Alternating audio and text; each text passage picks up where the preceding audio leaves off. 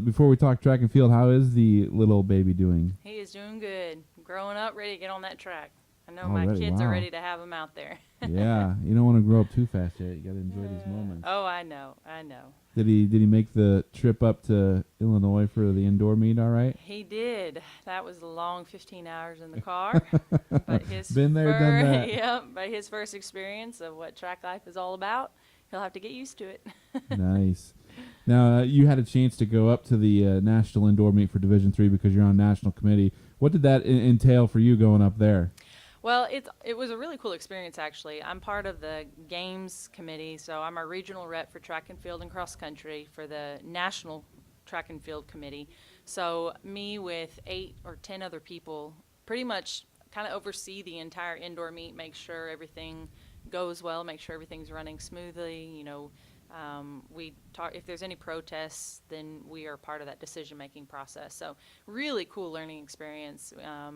I'm very honored to get to work with some awesome people on the committee from all over around the nation. So making some good connections, some awesome new friends, good experience. Now, did you get to enjoy the cold weather of the Chicago area? Oh, it was cold, 19 degrees, a little too cold for this southern girl. Did you have any warm clothes up there for you? Not really. No, everyone else was super bundled up, and I'm in there with a light jacket. But you know, I figured indoor it shouldn't be too bad. So yeah, it's just going from the the car to indoor, you freeze. You freeze. Exactly. Very cold. As long as you had the baby bundled up. Yes, he was good to go. So recently, this week, you just found out you're going to have some athletes running at the Texas Relays. Tell us a little bit about that. Super thrilled.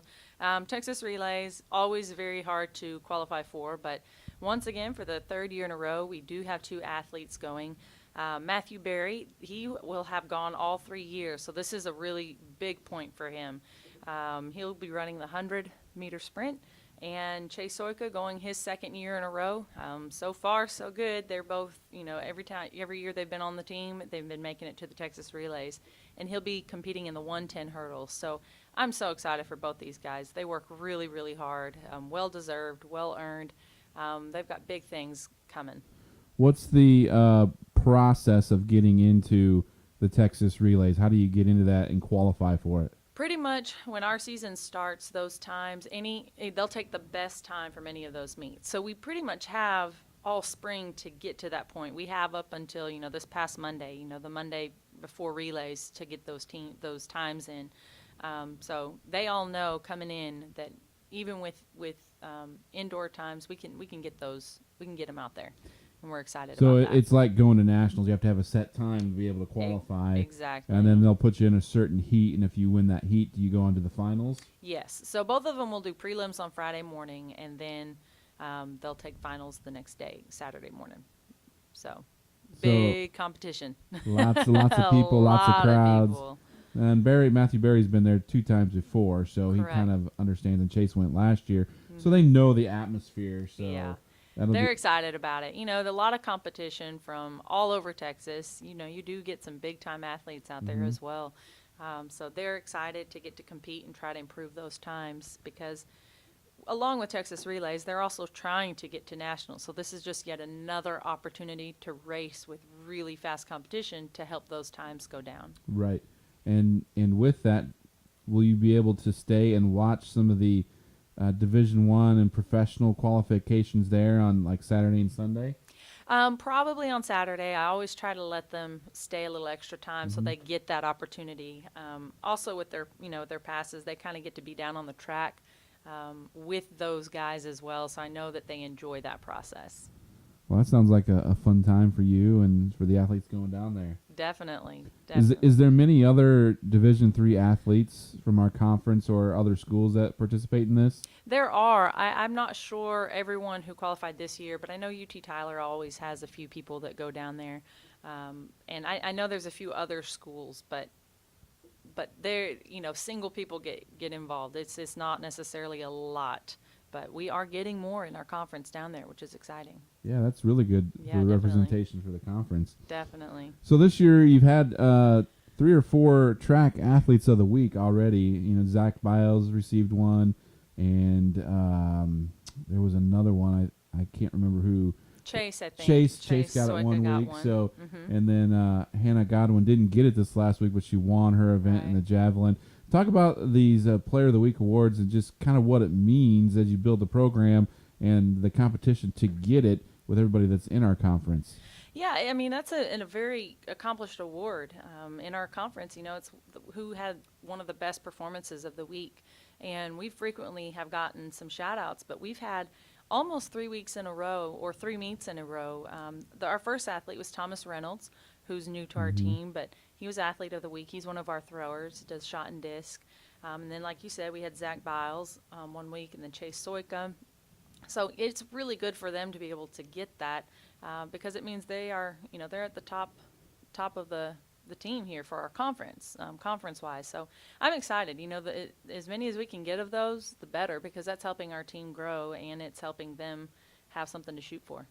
Tell us a little bit about the season to this point. You've had a couple outdoor meets. You went to Texas Tyler in southern Arkansas and been able to get outside now, and so your team's starting to get acquainted with the outdoor season as they go deeper into April and then the first part of May for trying to qualify for nationals. Yeah, we've had a good start to our season. We didn't do as many meets preseason as we did last year, so it seems like we've had a slower start, but we're hoping that we'll have better times and less injuries by conference, which is why we've planned it that way. And so far, things are going well. Everyone is healthy. We're all improving every time we get up there for our men and women's teams. So now, obviously, we're focused on conference coming up in about 3.5 weeks. And we've got 3 athletes that are currently ranked nationally, and so we're trying to keep those rankings up for those 3. And that would be Chase Soika, obviously, Zach Biles, and then Cody Blankenship. How close are they to qualifying for the national meet? Well, right now, I think Cody is tied with several people for 7th. I believe Zach is 4th or 5th right now, and then Chase is 17. Of course, 3.5 weeks is a very long time in the track world. And then after that, we have, a week and a half or 2 weeks of last chance meets. So honestly, it's too early to tell, but we can watch those rankings and see where we're shifting, where we're getting moved. And then if we need to, we'll take those 3 guys to last chance meets to ensure. Looking at the American Southwest Conference Championships coming up in about a month in Abilene, what will you see this year? McMurray is eligible this year, I believe, for the conference championship, and they've got a large team of athletes that are now eligible for the awards. So it's going to be an uphill battle with them with their storied program. But overall, looking at the conference, what do you expect this year out there with that competition? I'm really excited. I mean, it's going to be a lot of competition, actually, because we are growing in our conference. We'll have Louisiana College out there. We'll have Ozarks with some distance people. We'll have LeTourneau out there now. Like you said, McMurray. And so we are seeing a much higher level of competition than when we started track just 3 or 4 years ago. So it's going to be fun. The team to watch out for is actually Sul Ross. They came in guns a-blazing. And they have some amazing sprinters and relays as well as jumpers. So it's going to be interesting because I know that there's going to be a fight for that title. And this is a 2-day meet out there. Talk about going out to Abilene. They rotated between Hardin-Simmons and McMurray, and this year I believe it's at McMurray. Actually, it's at Hardin-Simmons this year. Is that Hardin-Simmons this year? Okay, yep. I know. 2 years ago it was at Hardin-Simmons. Last year was McMurray. Talk about those 2 days, the intense competition. Sometimes the wind factor comes in out there in West Texas. In Abilene, there's always a wind factor. How does that play into the qualifications? Because like with sprinters, there's a wind adjustment. Yeah, wind adjustment, and then it's really hard, especially for our jumpers. Especially for our high jumpers and pole vaulters, the wind does play a huge factor. But that's something that they get used to. Here during practice, we try to choose, as long as it's not dangerous, we do go out on super windy days to see if we can at least get used to it. But honestly, there's no getting used to the wind that's out there. They just have to deal with it. Talk about you have some athletes that have a chance to compete for individual championships this year. How cool would that be? Each year you seem to get a little more in each event. Yep. Last year we had 2. I envision seeing several this year.